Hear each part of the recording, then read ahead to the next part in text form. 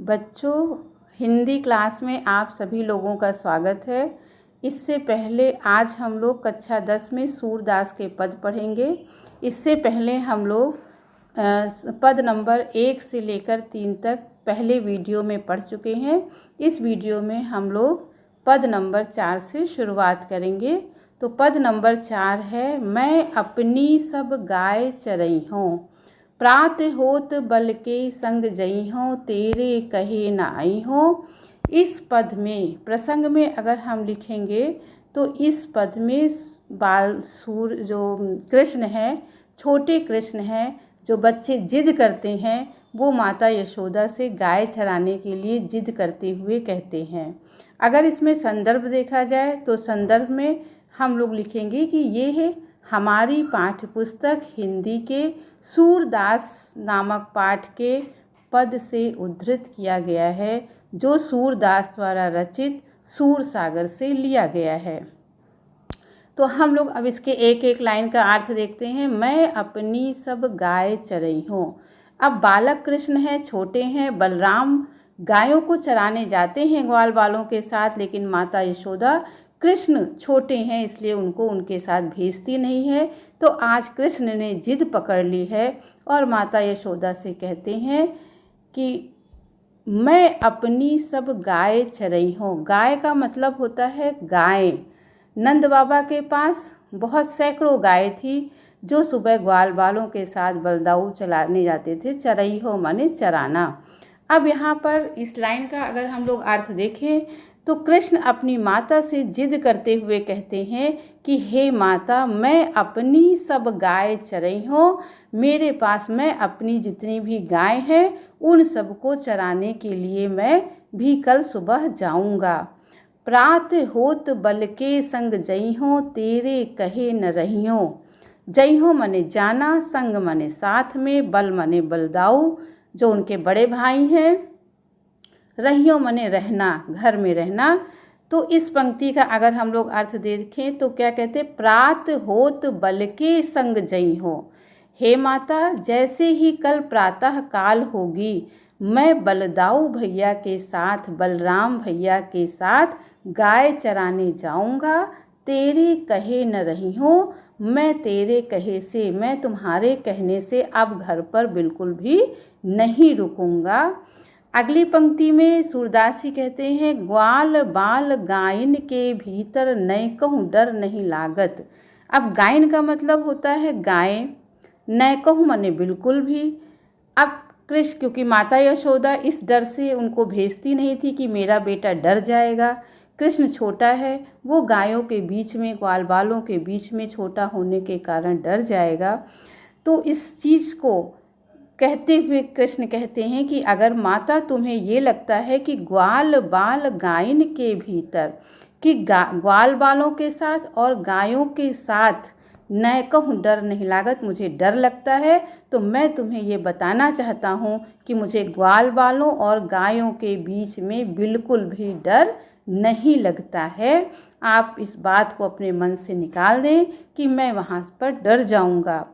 आज न सोवो नंद दुहाई, रैन रहोगे जागत। अब हम लोग कुछ शब्दों के अर्थ देखते हैं। सोवो मने सोना, नंद दुहाई, दुहाई मने कसम खाना, रैन मने रात, रहोगे मने रहेंगे, जागत मने जागते हुए। इस पंक्ति में सूरदास जी कहते हैं कि बालक कृष्ण अपनी माँ से क्या कहते हैं, आज न सोवो नंद दुहाई। हे माता, मैं नंद बाबा की दुहाई देता हूँ कि आज रात को मैं सोऊंगा नहीं।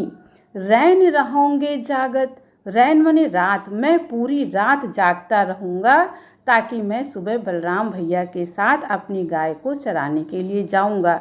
कृष्ण को लगता है कि मैं सो जाऊँगा तो सुबह मैं उठ नहीं पाऊँगा, तो माँ मुझे फिर से जाने नहीं देगी, इसलिए वो जिद करके कहते हैं कि आज मैं रात भर नहीं सोऊंगा। मैं नंद बाबा की कसम खाता हूँ कि रात भर मैं जागता रहूँगा। और ग्वाल सब गाय चरई हैं, मैं घर बैठो रही हूँ। अब क्या कहते हैं कृष्ण कि और ग्वाल, और जितने भी ग्वाल बाल हैं, गांव के जितने भी ग्वाले हैं, वो सारे लोग गाय चराएंगे, मैं घर बैठो रही हूँ। और क्या मैं घर पे बैठा रहूँ? ये मुझे अच्छा नहीं लगता है, मैं घर पे बैठा नहीं रहूँगा, कल मैं भी गाय चराने ज़रूर जाऊँगा। सूर श्याम तुम सोई रहो, अब प्रात जान मैं दई हूँ। अब माता यशोदा समझ गई कि कृष्ण ने जिद पकड़ ली है तो वो अपनी जिद को छोड़ेगा नहीं। तो वो कहती हैं, बालक कृष्ण से समझाते हुए कहती हैं, सूरदास जी कहते हैं कि माता यशोदा ने कृष्ण से कहा, श्याम तुम सोई रहो अब। हे श्याम, हे कृष्ण, हे बच्चे, बालक तुम सो रहो, अब तुम जाके सो जाओ। हे कृष्ण तुम जाके सो जाओ, प्रात जान मैं दई हूँ। जैसे ही सुबह होगी, प्रातःकाल होगी, मैं तुम्हें ग्वाल बालों के साथ गाय चराने भेजूंगी।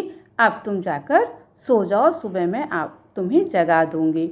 अब अगर हम लोग इस पद में देखते हैं तो इस पद में भाषा तो सूरदास की भाषा ब्रज भाषा ही है, तो भाषा हम लोग लिखेंगे ब्रज भाषा। शैली ये मुक्तक शैली है। गुण अगर देखा जाए तो माधुर्य गुण है, और छंद जो है ये गेय पद छंद आता है। इस प्रकार से इस पद की व्याख्या आप लोग आसानी से कर सकते हैं। अब हम लोग 5वें पद की व्याख्या देख लेते हैं। मैया हों न चरई हों गाय। देखिए जो पहला वाला पद था, इसके ऊपर वाला जो चौथा पद था, ये पद बिल्कुल उसके विपरीत है। अगले दिन कृष्ण ग्वाल बालों के साथ गाय चराने जाते हैं और वहाँ से लौटकर उन्हें जो अनुभव होता है, उन्हें जो परेशानी होती है, उसका बखान इन्होंने इस पद में अपनी माता से किया है। अब हम लोग एक एक पंक्ति को इसमें देखते हैं। मैया हौ न चरई हो गाय। हौ का मतलब होता है मैं। अब कृष्ण ऊपर वाले पद में जिद करते हैं कि मैं गाय चराने जाऊंगा, लेकिन दूसरे पद में क्या कहते हैं, इस वाले पद में पहली पंक्ति में क्या कहते हैं, मैया हौ न चरई हो गाय। हे माता, अब मैं गाय चराने नहीं जाऊंगा। गाय माने गाय। अब मैं गाय चराने बिल्कुल भी नहीं जाऊंगा। क्यों ऐसी बात कहते हैं, ये हम अगली पंक्ति में देखते हैं। सिगरे ग्वाल घेरावत मोसो मेरे पाई पिराई। सिगरे माने सभी, ग्वाल माने ग्वाल वाले, घेरावत माने दौड़ाना, पाई माने पाए, मोसो माने मुझे। अब क्या कहते हैं कि हे माता, सिगरे ग्वाल घेरावत मोसो। मैं जब गाय चराने जंगल में गया था तो सारे ग्वाल बाल जो मुझसे बड़े हैं वो मुझे दौड़ाते हैं, वो मुझे बार बार दौड़ाते हैं। मेरे पाँव पिराई, और जिससे मेरे पाँव पिराई माने दर्द होने लगे हैं, मेरे पाँव में दर्द हो गया है। फिर वो कहते हैं जो न पत्याही पूछ बल दावो। पत्याही माने विश्वास, पूछ बल दावो, बल दावो माने बल दाओ भैया, अपनी सौंह, सौंह माने कसम दिलाकर। तो कहते कि अगर कृष्ण कहते कि हो सकता है माता मेरी बात का विश्वास ना करे, तो कहती जो न पत्याही पूछ बल दाओ। अगर तुम्हें मेरे ऊपर, मेरी बातों पर माता विश्वास नहीं है तो तुम बलदाऊ भैया को पूछ लो, और ऐसे मत पूछना, अपनी सौंह दिवाई। सौंह माने कसम, तुम अपनी कसम देकर बलदाऊ भैया से पूछ लो कि मैं झूठ नहीं बोल रहा हूँ। यह सुन माई जसोदा ग्वालिन गारी देत रिसाई। अब माता यशोदा ने जब ये बात सुनी तो उन्हें सारे ग्वाल बालों पे बहुत ही गुस्सा आया। माई माने माता, माई माने माता, यशोदा उनकी माँ, ग्वालिन माने गारी देत रिसाई, रिसाई माने गुस्सा होना। अब वो क्या कहती है, यह सुन माई जशोदा ग्वालिन गारी देत रिसाई। ये सुनकर, कृष्ण की इस बात को सुनकर माता यशोदा ने सारे ग्वालों को गाली दिया और उनके ऊपर, रिसाई माने क्रोध किया, उनके ऊपर वो क्रोध करने लगी, उनके ऊपर वो गुस्सा करने लगी। क्या कहती है, मैं पठवती अपने लड़िका को आवे मन बहराई। बहराई माने बहलाना। मैं पठवत, मैं अपने लड़के को भेजती हूँ। लड़का माने लड़का, पुत्र।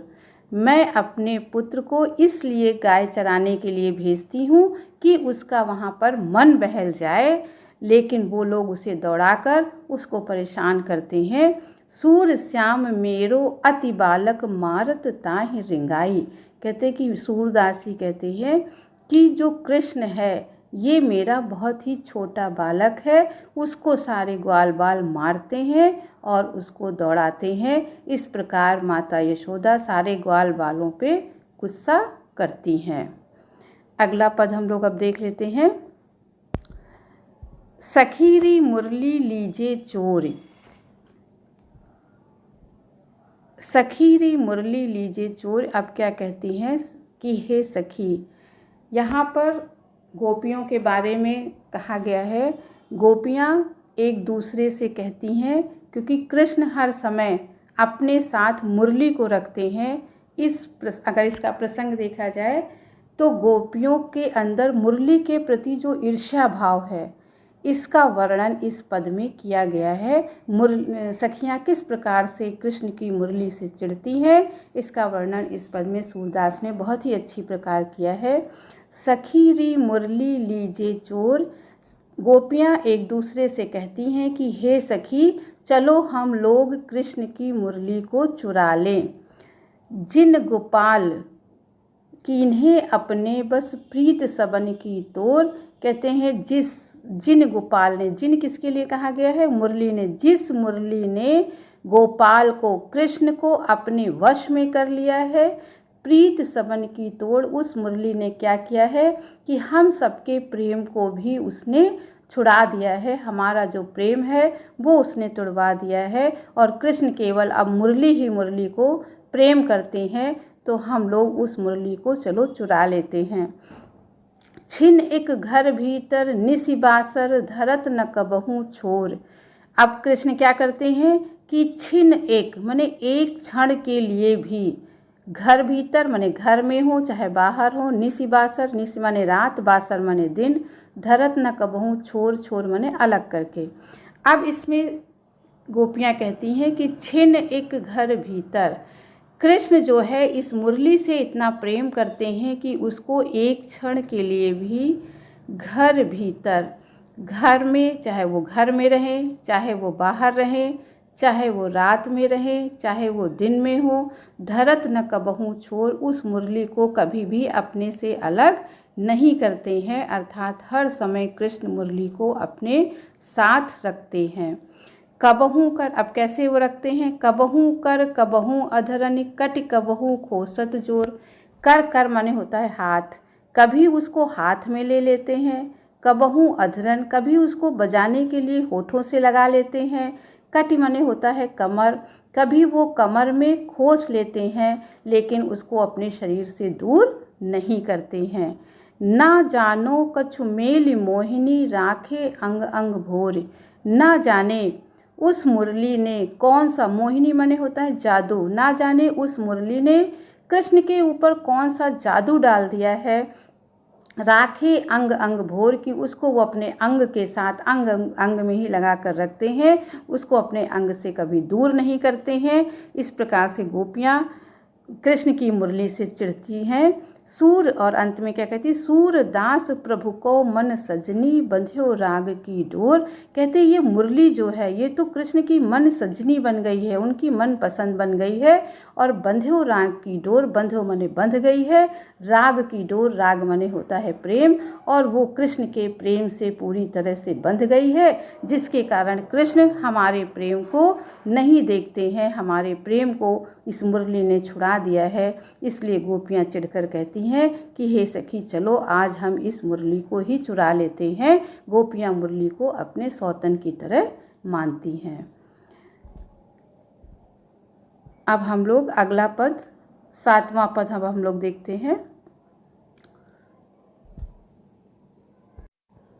अब 7वां पद है, इसका अर्थ हम लोग देते हैं, ऊधो मोहि ब्रज बिसरत नाही। अब ये मथुरा का दिखाया गया है। ऊधो जो हैं वो श्री कृष्ण जी के मित्र हैं, उनके परम मित्र हैं, निर्गुण ब्रह्म के उपासक हैं, बहुत ही ज्ञानी हैं, उच्च कोटि के ज्ञानी हैं और कृष्ण के परम मित्र हैं। तो वहाँ पर कृष्ण ऊधो से अपने मन की बात कहते हुए कहते हैं कि ऊधो मोहि ब्रज बिसरत नाही। बिसरत का अर्थ होता है भूलना। हे ऊधो मोहि ब्रज बिसरत नाही, मुझे ब्रज बिल्कुल भी भूलता नहीं है। अब इस पद में अगर प्रसंग देखें तो कृष्ण के मन की भावनाओं को कहा गया है। ऊपर वाले पद में जैसे गोपियों की भावनाएं व्यक्त की गई थी, इस पद में कृष्ण अब भी गोपियों को याद करते हैं, ब्रज को याद करते हैं और वहाँ के वस्तुओं को, वहाँ के लोगों को याद करते हैं और अपने मन की बात को किससे कहते हैं? अपने मित्र उद्धव से कहते हैं कि हे मित्र उद्धव, मोहि ब्रज बिसरत नाही, मुझे ब्रज भूलता नहीं है। वृंदावन गोकुल वन उपवन सघन कुंज की छाही, कुंज मने वृक्ष लताएं, छाही मने उनकी छाया, वन उपवन जंगल और उपवन वाटिका। तो कहते हैं कि हमको क्या नहीं भूलता है। उद्धव से जैसे कहते हैं कि मुझे ब्रज भूलता नहीं है, तो उसमें क्या चीज़ नहीं भूलती है? वृंदावन गोकुल वन उपवन, मुझे वृंदावन नहीं भूलता है, गोकुल नहीं भूलता है, वहाँ के वन, वहाँ के जंगल, वहाँ के वृक्ष, वहाँ की वाटिका, उपवन, सघन कुंज की छाही और पेड़ों की जो सघन छाया है वो मुझे भूलती नहीं है। प्रात समय माता जसुमति अरुनंद देखि सुख पावत, और क्या नहीं भूलता है? प्रात समय, जब प्रातः काल का समय होता है तो माता जसुमत, माता यशोदा और नंद बाबा मुझे देख देख कर सुख पाते हैं, वो चीज़ मुझको भूलती नहीं है। माखन रोटी दही सजायो अतिहित साथ खवावत। अब माता यशोदा को मेरे पसंद की बात मालूम थी, वो मुझे जानती थी कि मुझे माखन रोटी पसंद है और दही उसके ऊपर सजाकर, तो कहते हैं माता यशोदा प्रातःकाल मुझे मक्खन रोटी और उसके ऊपर दही सजा कर देती थी, अतिहित माने और अत्यंत प्रेम के साथ मुझे खिलाती थी, वो मुझे भूलता नहीं है। गोपी ग्वाल बाल संग खेलत, सब दिन हसत सिरात।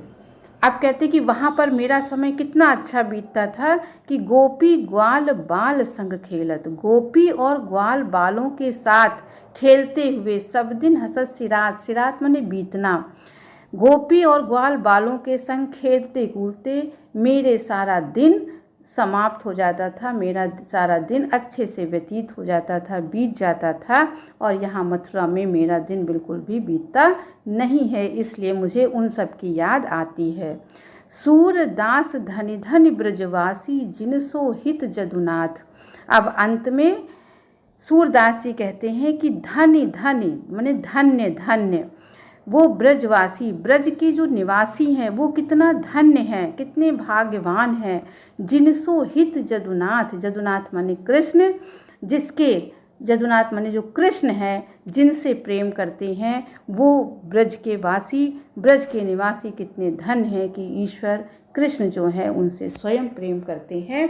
अगर हम इसका देखें, काव्य सौंदर्य हम लोग देखें तो इसमें भी भाषा ब्रज भाषा है, गुण प्रसाद है और छंद देखा जाए तो गेय पद है, शैली इसकी मुक्तक है।